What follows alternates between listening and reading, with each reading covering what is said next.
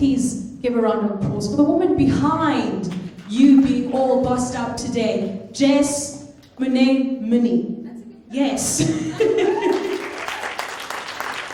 you so much. Hey guys, it's been a long morning. Do me a favor, put your hands up and high five the person to your left and to the right. Give each other a nice big high five. Get some oxytocin running through the room. That's the feeling of good hormones running through the room. Alright, I have a confession to make. Dum dum dum. It's the same space. Thank you. So about 4 years ago, I was in my mid-20s, now I'm giving away my age, and I bunked work for 4 days in a row. I called in sick. I paid a doctor for a sick note. I wasn't really sick. On another occasion, I lied about a death in the family to get off work. Has anybody ever been there? Has anybody ever hated their job so much they would rather lie about a death in the family than go into work?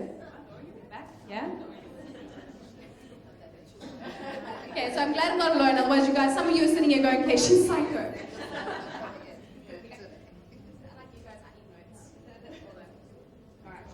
So that's where I was 4 years ago. It was a really, really tough time in my life. I had the worst boss in the world, literally. She was controlling, she was belittling, she was aggressive. I worked in an office where cell phones were confiscated on arrival, where if you got up to go and make yourself a cup of tea or coffee and it wasn't the designated time to have your tea or coffee, you would get in trouble. That's how bad it was. Where verbal abuse was the norm, where you would literally go into work and rather throw the guy next to you under the bus for something he did, just to avoid being in the line of fire of this horrible boss. That's how much it sucked. And so as a result of that, that's exactly what everyone did. There was no team. There was no, we in this together. Everybody was just underhanded and backstabbing because they were in survival mode. I was in survival mode.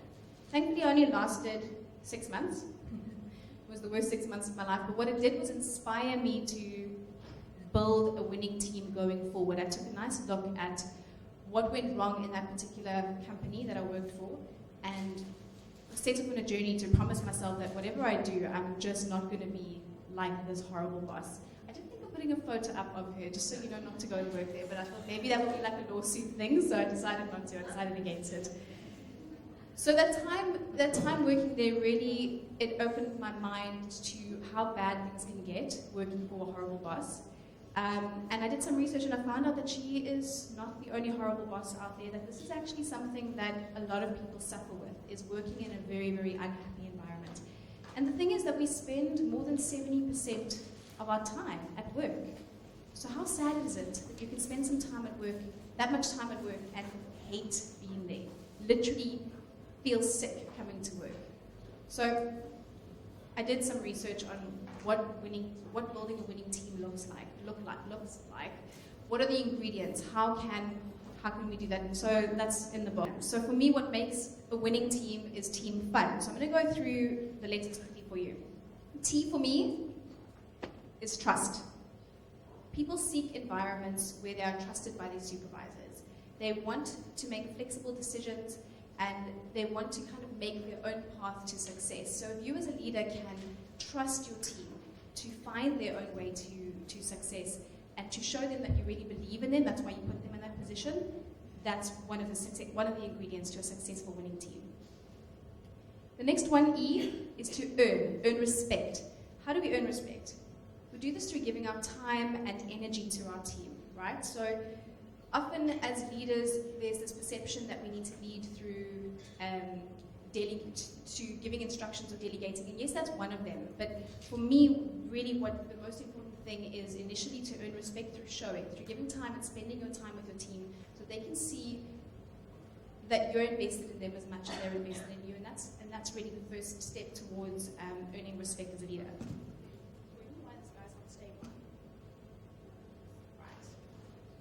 So A is for allowing creative freedom. I find that I work with a predominantly millennial team. I think I'm going to call on Tatum to help me click, because I think that's what the problem is, yeah.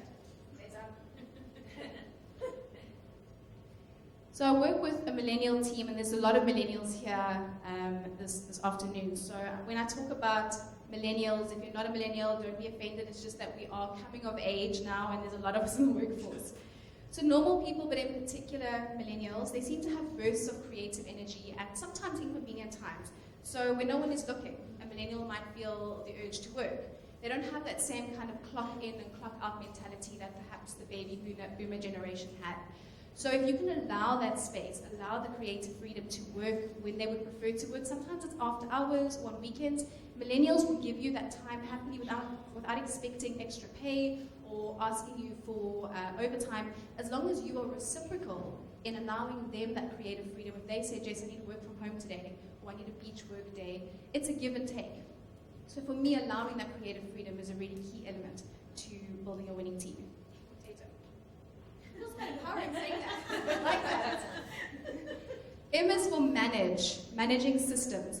Now, micromanaging is one of the biggest factors for driving team members away. Nobody wants to be micromanaged. People tend to prefer to learn the hard way through trial and through error, and you as a manager need to hold that space so that you're not micromanaging, but you're also guiding, I think is a better way to explain it. For me though, in that understanding of management is you need to know what your non-negotiables are. So I like to talk about a document of processes where everything that is my absolute non-negotiable in the team is in that document of processes. I have a very particular way I want the phone answered, or the way email signatures need to look. So little things like that are your absolute non-negotiables. Put that down in a framework so that your team knows where those boundaries are, and then allow them to manage to wade through the rest of it, so that you're managing them in a way that isn't, I'm standing over you and I'm going to watch what you're doing, and if you put a comma in the wrong place, you're in trouble. Biggest way to chase a good team members away. Right, F. F is for feedback. It's hard. Sometimes we don't like to talk to each other. We'd rather send emails. So sitting down and spending time with your team, talking with them, asking them, how are you doing? This is where I'm at. You know, you seem like you've been struggling recently. Let's chat about that. And then recently I read a book by Simon Sinek called Start with the Why. It really, really helped me look at how I manage teams. And I realized that I started this business, as well as my other businesses, with a very strong why of my own. I know why I'm in this business. I know why I am passionate about this business. And you hire team members and you expect them to just get on board with your why, without necessarily finding out if your why is aligned to their why.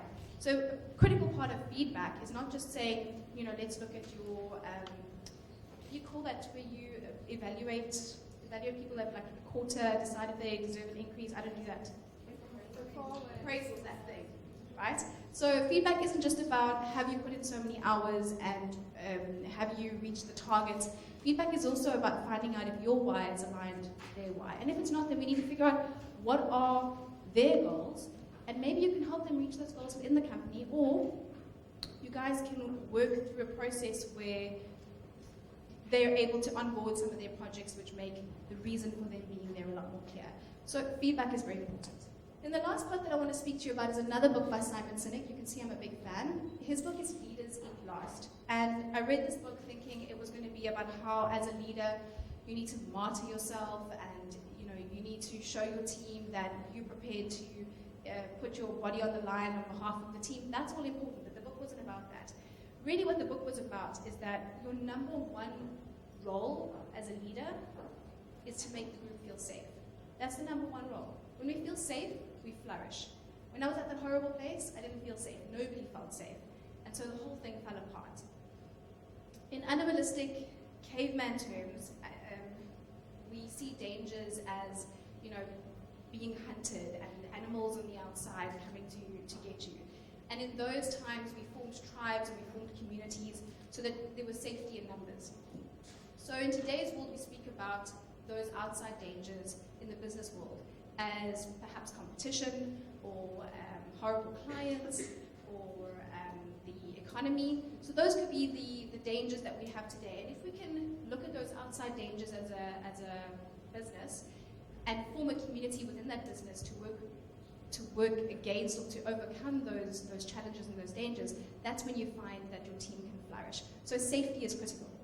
My message today is that leadership is not a rank. It's not who's on top. Leadership is a choice. If you choose to keep the person to the right of you and to the left of you safe, you're a leader. So let's all secrete a whole lot of oxytocin instead of a whole lot of cortisol. Thanks, guys.